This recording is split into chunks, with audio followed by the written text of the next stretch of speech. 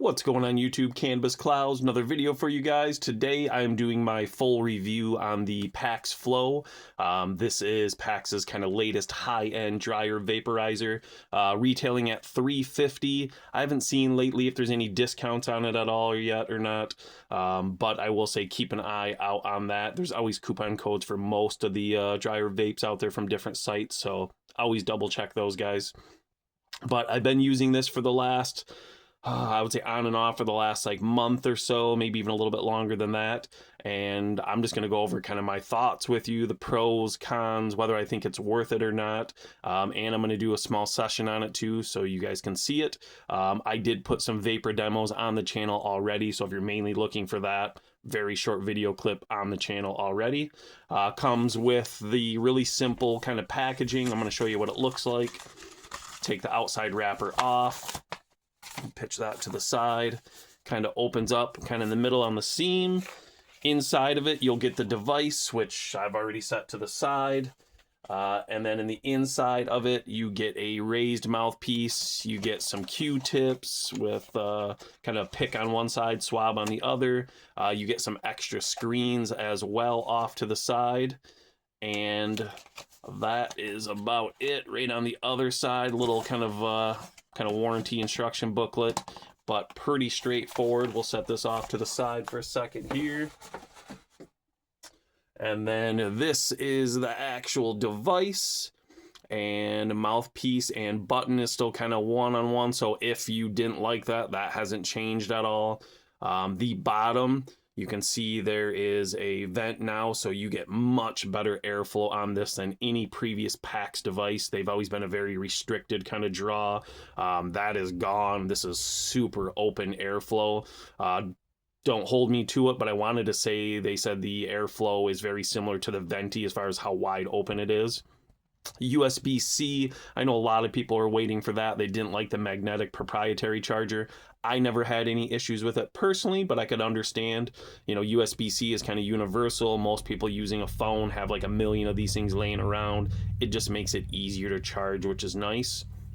The design change is pretty drastic. Normally there was a bottom you would pop open and pack the oven there.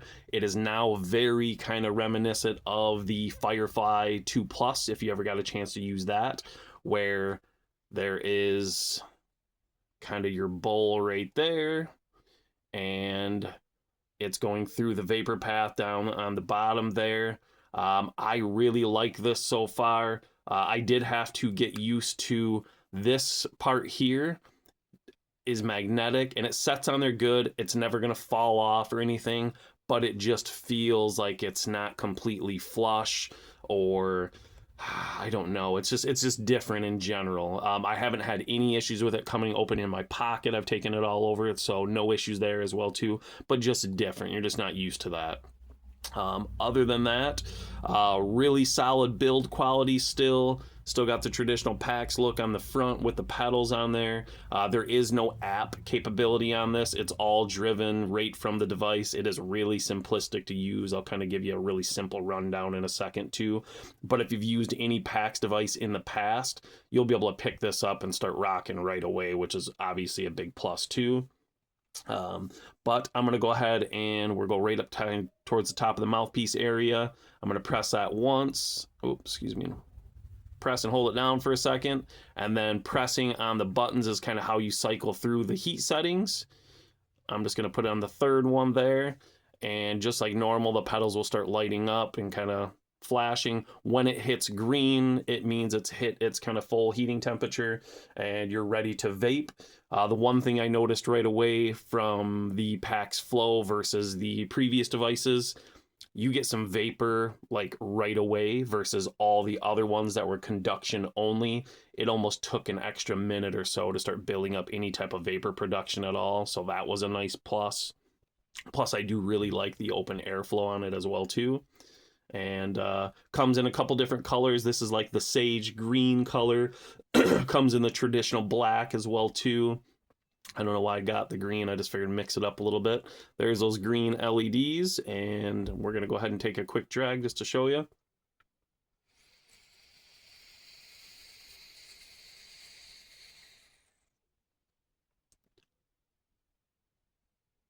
So very light, wispy vapor kind of at the beginning, really flavorful. You get a lot of the taste of the bud in there, which is always great.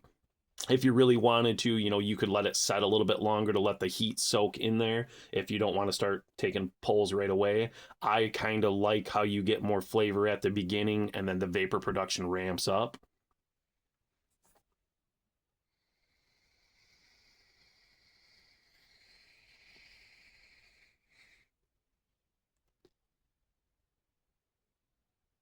More vapor right away, still tasting really good.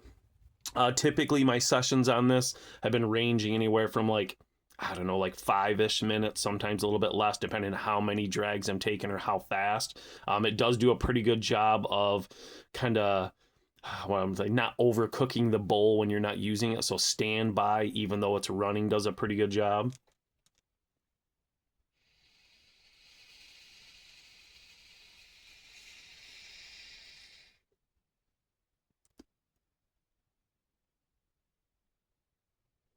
And already getting a lot of vapor. This is on the third pedal setting.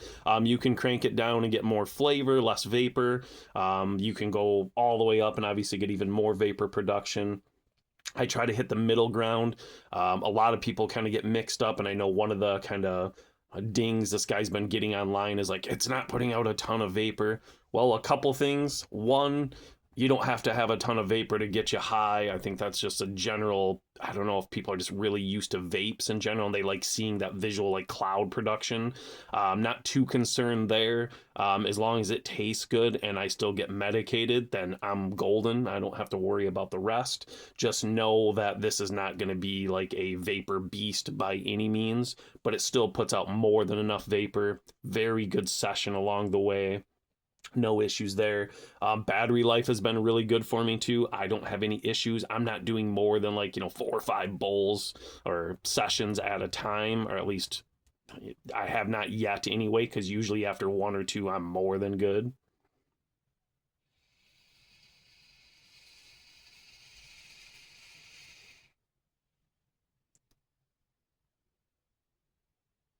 Still tasting really good yet.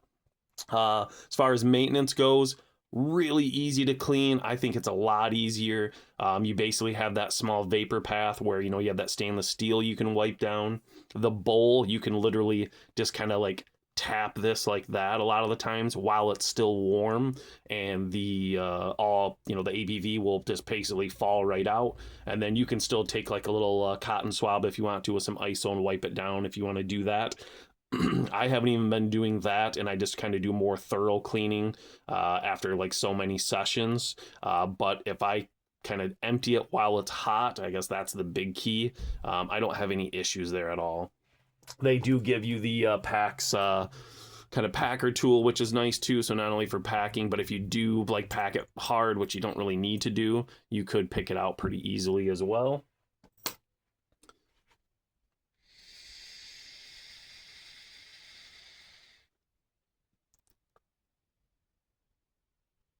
All right. Still cruising along, tasting good. Some downside, some things I don't like. It does get hot. So if you're the person that's going to do multiple sessions, like one after another, you're going to almost need the grip guaranteed, that kind of the silicone sleeve that goes around this to kind of keep some of the heat off your hands, or at least I think so. It hasn't really bugged me yet, but even the previous PAX devices have gotten pretty hot. This one gets up there as well, and I want to say even a little hotter yet. There's some users already that have been taking like thermal temperatures of it to see kind of where it hits at, and it's been getting really hot there. So if that's something that may bug you, I would say I would just get the grip or the sleeve for it. It would be nice knowing how hot that it gets, that PAX just chuck it in. So that is a downside right there. I would say I wouldn't make that a reason not to purchase the device, excuse me, but something to keep in mind. And then the big one that's going to hit home for a lot of people is the price point on this guy. $350 US. It's really expensive for a vape. It's the most expensive PAX vape they've made to date. And when you get into that $350 price range, you have a lot of options at the high end side. I'm going to go ahead and take a puff.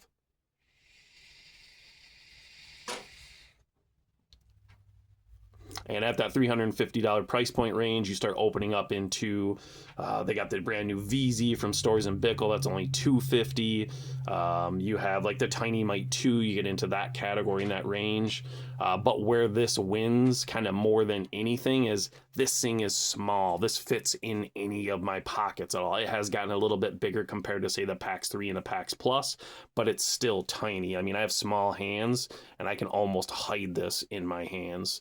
So this is going to be your great device for, I'm going for a walk, I need to go somewhere, just be able to chuck it in my pocket and not worry about that at all, and kind of be more incognito, versus with a Tiny Mite 2 or even like, you know, the Venti or the VZ from Stores and Bickle. It looks odd. It doesn't look like something that's going to blend in. So that's something you have to keep in mind.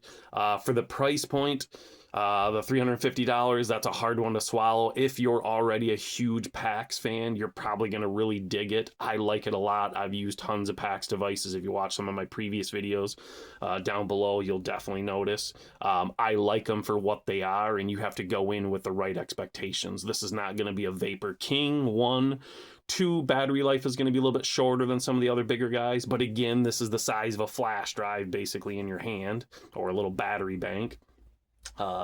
And then 3, you know, they've changed it up some, and I know some people might not like that, but I think the stuff they've done is a really big step in the right direction.